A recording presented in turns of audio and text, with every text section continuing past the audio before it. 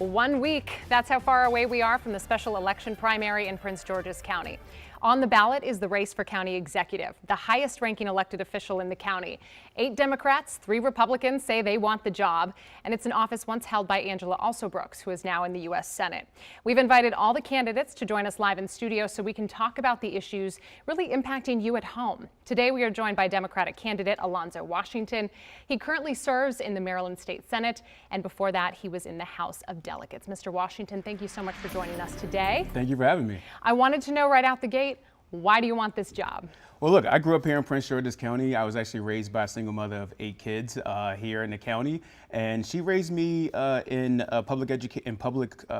She raised me to make sure that I was able to overcome homelessness, ensure that I make sure that I overcome poverty, and ensure that education was the #1 priority for us. I'm running for county executive because we keep on electing the same people over and over again and expecting a different result.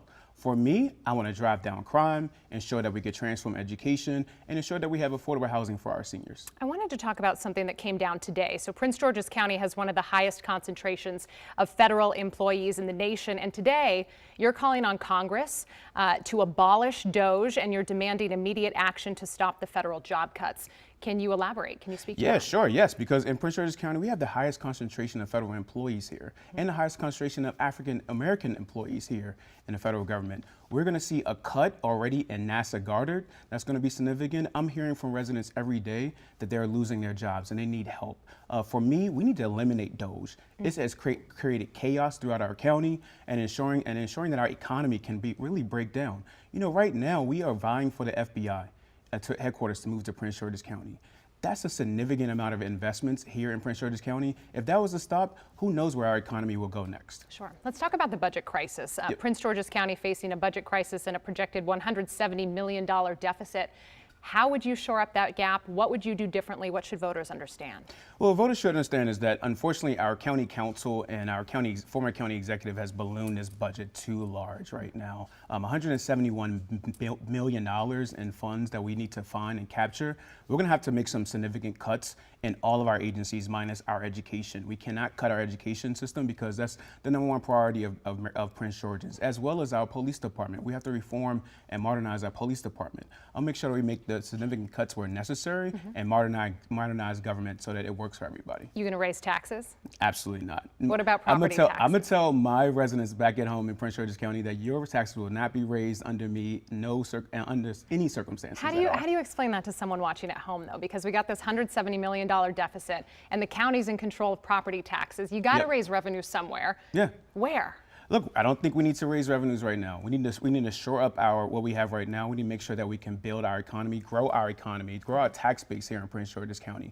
We can't do it on the backs of our seniors or our property owners. They've taken enough for us. Right now, our budget right now is relying on property taxes, and we can't do it. We got to expand our business taxes. Where is the county overspending in the budget? You kind of touched on a few areas. Where would you go in with an eagle eye immediately? Yeah, look, I think there are so many different things that we're gonna see right now. It's not just about auditing our county government. It's about making sure we're modernizing our government. Right now, we have a budget. Right now, if we're gonna move, we keep hearing from folks that we have to hire 300 police officers. That's not gonna happen. My idea is to ensure that the 150 officers that are in civilian positions, we can save dollars by removing them and putting them on the streets to create more community policing officers, and that would drive down the cost of policing here in the county. Well, I'm curious. Okay, my sources at PGCP say that there is already a robust community policing division. They were telling me it's extensive. I know you know this. You were on the police task force back in 2020. You made some recommendations. Look, they have overtime, and I know you've addressed this. What would you do with overtime? What I would do with overtime, again, what I would do is I don't know where they're getting that from. We have a robust community policing. Of the 1,600 officers we have, only 50 of them are in the streets on our community policing. That's almost 2% of those folks, of the sworn police officers. We need to ensure that these folks are in our communities, walking door to door in our communities, understanding their issues and driving down real crime. Well, so would you pull them from the homicide unit? Would you pull them from the gun unit? Where would you take to make them into civilian? That's where I'm going with this. If they already have a deficit, 350 is the number I have. They're short 350 officers. So where would you pull from in order to make up that civilian base To that make, you're to, talking I will have to, we will have to pull from the overtime pay to pay for those civilian positions. How do you think the police would feel about hearing I think that? we will have to. I think we will have to talk Have you about it talked and to come them? and come Have you had a- come directly with each other to make sure they look. As a county executive, we have to make tough decisions. Sure. And a tough decision right now is to balance our budget and modernize government. We've been doing the same things over and over again here in this county, and we can't let up anymore. We have to make sure that we lead by example and modernize our government, and that also includes our police department, which all these candidates are afraid of. Under many administrations, we've seen the budget for our police department balloon significantly, but our healthcare, our social services, these other departments are steadily declining or at the same level. Well, I got to press you here because, public safety is a major concern in the county, right? Yes, and absolutely. so how can you talk about cutting overtime from overworked police officers if in the same conversation of, hey, we have a public safety crisis to some extent that's going on? How do you reconcile with that? Yeah, no, I don't want. First of all, let me just make something clear. I don't want to cut our police department or cut our police department's budget. What I want to do is ensure that we're being efficient and effective. For those positions that we have civilian positions where they can be transferred and it makes sense to make them transferred into community policing officers, I think that's the best method to make sure we can save costs and save dollars. And we do need to start to think about it's a significant amount of money that we're using on overtime pay. Now, I don't want to stop our overtime pay. What I want to do is make sure that we're using those dollars without raising taxes so that we can hire new civilian employees to backfill those positions. Let's talk about taxes. We know Prince George's County, residents pay high taxes there, and they have issues with trash removal. They have issues with snow removal. We saw January, the past snowstorm, was really tough for a lot of people getting their roads plowed. How would you do that differently? Well, first off, this was my first snowstorm with my little baby daughter, who was 2 years old, and it was just amazing for her to see the snow for the first time, being a December baby. But for many residents here in Prince George's County, that wasn't their first time seeing a disaster of a snow relief effort. Under my leadership, I'll make sure that we are tracking those trucks, ensuring that they are plowing every street, including my street, which wasn't plowed on time either. And so we all are suffering from that. But I think our county is moving forward in the right direction. This last snowstorm that you guys called for, unfortunately didn't happen, but I've seen our snow plows everywhere in our community prepared to make sure that they can plow those. There was one, to your point, in between the one you're mentioning, early February, that the roads were plowed better. Residents had spoken up. But was it a logistical failure? Was it a leadership failure in January? What specifically would you do differently? Yeah, I think it was all the above, honestly. I think we do need to make sure that we bring everybody together to solve the issues of any emergency that happens here in Prince George's County. We need to do it a week in advance or whenever the best case it is. But as county executive, I will ensure that we have leadership at the county executive position to ensure that we plow the snow when necessary and make sure people can get through the streets. Let's talk about education. 62% of Prince George's County budget is dedicated to public education. Specifically, you were on the commission that helped create the blueprint for Maryland's future. What do you think? What's the road ahead for this? Because what came to mind is if you were among the people in the room, coming up with this blueprint, how did you pass this without a dedicated source of funding? Well, I think that's incorrect. We have dedicated a source of revenue for this. It's called the Education Lockbox. Hold on, I've got to stop you on that because look, ahead. the way this works is it's a mix, right? So if I was just boiling this down to brass tacks, the blueprint here is a mix of state, local, and external funds. In order to make it work, those things aren't going to come together for a number of reasons.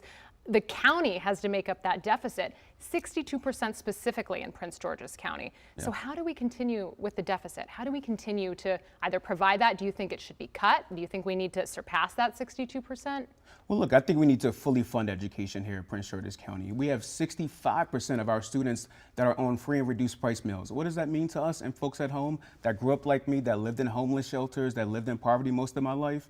It means young kids that are fighting for their lives every single day to provide the services that they need back at home just so they can survive the day. We have to fully invest in education. And again, we have to make sure that we provide wraparound resources for our families. And it is funded. It is funded through the programs that we've had at the state and the local level too. You're going to have to make some cuts. We're talking about that right now with the deficit. And so, correct. I mean, But it's not going to start with education. Okay. It's not going to start with education under my leadership. We have to fund education fully because we need to attract families back to Prince George's County that are leaving and exiting to Montgomery and Charles County for better education opportunities. We need to expand early childhood education as well as pre-K for new families as well. We have to fully invest in education. That's the #1 issue that families bring up every single day here in Prince George's County. For us to back down now just makes absolutely no sense to me. And as folks at home and students at home, you can count on me as your next county executive to fully fund education and commit myself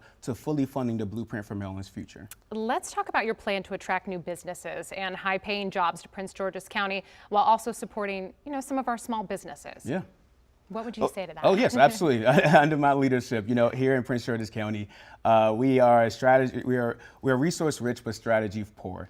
We have NASA here. We have the FBI moving to our area too. We also have NOAA and the University of Maryland College Park. What I created was the Maryland Aerospace and Technology Commission here in the state, and we're going to start attracting tech jobs here in our county. Right now, unfortunately, we have over 6,000 open positions of tech positions here in the county.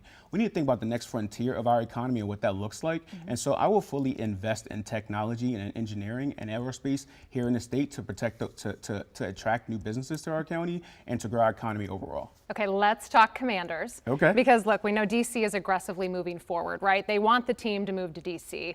It's a little bit of a tug of war here. What's your take on this? Do you want the Commanders to stay in Landover? What would you do if they leave? Look, unfortunately, I think our federal officials and unfortunately our state officials have rolled out the red carpet to allow them to move into DC. Unfortunately, that's a high probability that they're going to move to DC. So what we have to do is plan. I plan to work with the governor and others to make sure that we can keep them here, but it doesn't look likely. For me, what I don't want that stadium to look like is the Landover Mall site where it's empty and abandoned. What I want us to do is a plan accordingly so that property can be reused. We've allocated at this state $400 million for the Blue Line corridor to keep the Commanders here. We've done everything we can, and we'll continue to do everything we can to keep them here.